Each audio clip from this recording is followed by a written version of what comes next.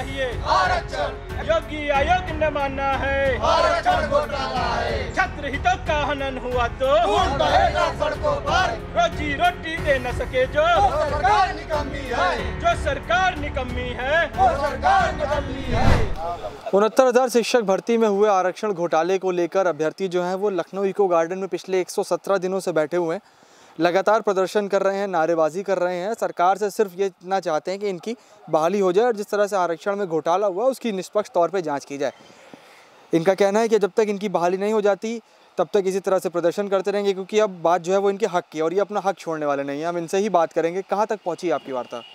अभी वार्ता हमारी कल जो है अधिकारियों से मिलने गए थे तो वार्ता हुई थी कि दीपावली तक अगर हमको मिठाई खिला देते हैं तो तब अच्छी बात है, वरना फिर हम लोग महाआंदोलन, अभी जितने लोग किसान वाले में सब संगठन लमसम बिजी हुई हैं, अपने अपने में बिजी हैं संगठन। अगर वो संगठन जब हम लोग उस डेट को चुनेंगे जब सारे संगठन एक साथ होंगे, वो हाल ही में हम लोग सब संगठन से बात चल रही है और विचार कर रहे हैं, फिर जल्दी एक महाआंदोलन की डेट करेंगे। अगर दीपावली से पहले क्या नाम है, अगर सरकार की तरफ से ये है कि दीपावली के पहले अगर हो जाता है तो बढ़िया, नहीं महाआंदोलन हम लोग करने के लिए तब हम लोग की डेट जो घोषित हो जाएगी उससे पहले ही, दीपावली पहले ही। आप लोग एक बार फिर महाआंदोलन करने की बात कर रहे हैं। इससे पहले भी कई महाआंदोलन आप लोग कर चुके हैं, सरकार का रवैया तो वैसा ही है। देखिए, इस बार महाआंदोलन सड़कों पर होगा और हम डोर टू डोर जाएंगे। हमारे पास आयोग की रिपोर्ट है और प्लस पॉइंट हमारा तो ये है कि बीजेपी द्वारा बनाया हुआ आयोग है। एक्चुअल में अगर ये बीजेपी ना बनाई होती तो ये बोल देते कि हमारे खिलाफ साजिश है, विपक्ष के लोग हैं। तो 2016 में माननीय प्रधानमंत्री जी ने इस आयोग को बनाया। राष्ट्रपति द्वारा इस आयोग को संवैधानिक और न्यायिक दर्जा प्राप्त है। इस आयोग ने 6 पन्ने की रिपोर्ट दी है, उसमें साफ साफ इन्होंने कहा है कि इस भर्ती में आरक्षण का महा घोटाला हुआ है। तो उस आयोग की रिपोर्ट लेकर हम डोर टू डोर जाएंगे, अपने बहुजनों को, पिछड़ों को, दलितों को बताएंगे कि ये पढ़ा लिखा समाज आज इसलिए सड़कों पर है कि इस बीजेपी सरकार ने हमारे साथ इतना बड़ा गलत किया है। हम महिलाओं को, बुजुर्गों को, युवाओं को, एक एक बंदे को समझाएंगे पूरे प्रदेश में कि देखिए, आज जब ये पढ़ा लिखा समाज, ये शिक्षक समाज आज अगर इतना पीड़ित है, इनका हक मारा जा रहा है, अगर आज आप नहीं जागेंगे तो आने वाली आपकी जो पीढ़ियां हैं वो इनकी गुलामी करेंगी। हम गुलामी नहीं करने देंगे। हम पीड़ित हैं। आज 117 दिन हो गए। किसी के लिए एक संख्या हो सकती है, लेकिन सोचिए इस लखनऊ में जबकि एक दिन आधे घंटे, 2 घंटे, 4 घंटे रहना मुश्किल होता है, हम 4 महीने से यहाँ डटे हुए हैं। मांग क्या रहे हैं सरकार से? बीजेपी द्वारा बनाया हुआ आयोग, राष्ट्रीय पिछड़ा वर्ग आयोग की जो रिपोर्ट है उसी को लागू करने की मांग कर रहे हैं, लेकिन ये सुन नहीं रहे हैं। ठीक है, कोई बात नहीं, आप मत सुनिए, हमारा भी दौर आएगा, हमारा भी समय आएगा, तब हम आपकी छाती पर चढ़ेंगे और बताएंगे कि देखिए हमारी औकात क्या है। हम शिक्षक होने के साथ साथ इस प्रदेश के बेरोजगार भी हैं, युवा भी हैं और दलित पिछड़े भी हैं। हमारी संख्या भी है और हमारे वोट को लेकर ही आप मुख्यमंत्री बने हैं, शिक्षा मंत्री बने हैं। हमारे वोट को दरकिनार करके, हमें दरकिनार करके आप दोबारा सत्ता में नहीं आ पाएंगे। जो घमंड है आपको सत्ता का, उस घमंड को हम उतार फेंकेंगे। यही घमंड जो सरकारें पिछली हुआ करती, चाहे वो सपा सरकार रही हो, चाहे बसपा सरकार रही हो, उनको भी लगा था कि हम अब सत्ता पे आ गए हैं तो हम राज करेंगे। तो राज किसी का नहीं होता है, राज बदलता है, आपका भी बदलेगा। भगवान राम का जो राम राज्य की बात करते हैं प्रदेश में, यही राम राज्य है। कल दशहरा है, हमारा भी परिवार है, हमारा भी घर है, हमें भी घर होना चाहिए था योगी जी। लेकिन आज आपके शिक्षा मंत्री, इन अधिकारियों की गलतफहमियों के कारण, इनके घोर अन्याय के कारण आज हम यहाँ अघोषित जेल में बंद हैं। हमें भी हमारा घर प्यारा है, हमें भी त्यौहार प्यारा है, हमें भी घर जाना चाहिए, हमें भी खुशियाँ मनानी चाहिए। लेकिन हम क्या करें, हम इतने दुखी हैं, इतने पीड़ित हैं कि हम तो घर भी नहीं जा सकते। लेकिन उम्मीद आपसे अभी भी है हमें कि आप हमें न्याय देंगे। अगर आप न्याय नहीं देते हैं तो आज हम पीड़ित हैं, आज हम दुखी हैं, आज हम रो रहे हैं। आने वाला समय आपको रुलाएंगे, आपको पीड़ित करेंगे और आपको परेशान करेंगे। सरकार ये हमारे पक्ष में नहीं है। अब रही बात आप जो कह रहे हैं कि ये सरकार, इससे पहले हम लोग हिंदू थे, अभी दलित पिछड़े हो गए हैं। जबकि रिपोर्ट भी है हमारे पास कि राष्ट्रीय पिछड़ा वर्ग आयोग की रिपोर्ट आई है जो 6 पन्ने की है। उसमें सीधा सीधा लिखा है कि सरकार ने पिछड़ों और दलितों के साथ अन्याय किया है, सीटों का घोटाला किया है।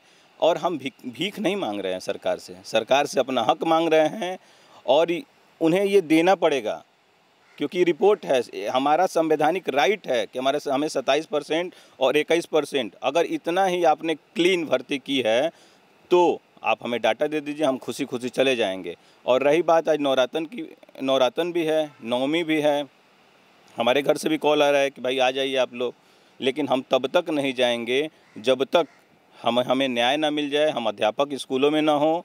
और रही बात महाआंदोलन की, हमने इनको वोट दे के लाया था, इसलिए लाया था कि हमें रोज़गार मिलेगा, सम्मान मिलेगा, शिक्षा मिलेगा, हमें कुछ नहीं मिला। और रही बात आगे की आंदोलन की, तो हम इस बार इको गार्डन में आंदोलन नहीं करेंगे। हम इस बार लखनऊ की सड़कों को जाम करेंगे और तब तक जाम करेंगे जब तक हमारा जियो जारी ना हो जाए। भले प्रशासन को हम पे गोली चलानी पड़े, रासुका लगाना पड़े, जेल में डालना पड़े, हम जेल भरने के लिए भी तैयार हैं। पीछे हटने वाले नहीं हैं, कौनो कीमत पर पीछे ना हटम मेरी।